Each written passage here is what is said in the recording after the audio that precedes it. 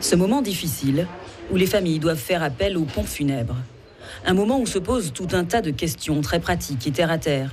La première, qu'allons-nous choisir entre la mise en terre et la crémation? Et si la réponse est la crémation, qu'allons-nous faire des cendres, puisqu'il est désormais interdit de les conserver chez soi? Une des solutions est la dispersion en mer. La dispersion ne se fait pas sur la plage. Ça, c'est une chose. Deuxièmement, elle se fera vraiment au large.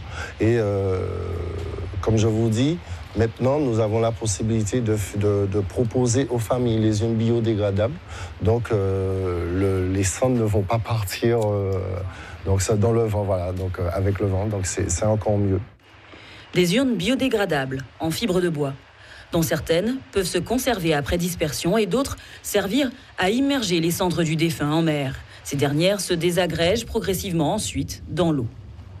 Mais sur une île, où le recueillement sur les tombes des disparus est culturellement important, notamment à la Toussaint, nous sommes encore peu nombreux à faire le choix de l'immersion. En revanche, le columbarium, ou mieux, le parc mémorial de l'espace funéraire La Joyeuse remporte un franc succès. L'idée est simple.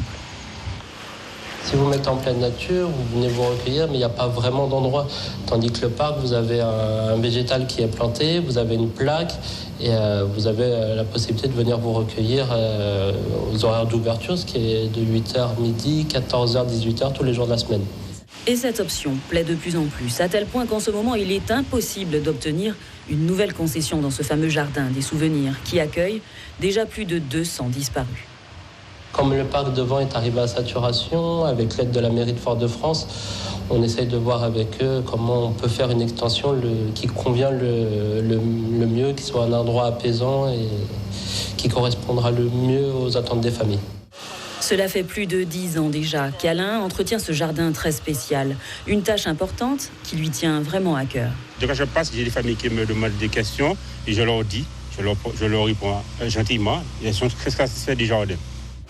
Dispersion en pleine nature, inhumation des cendres, en cimetière, dispersion en jardin, cinéraire.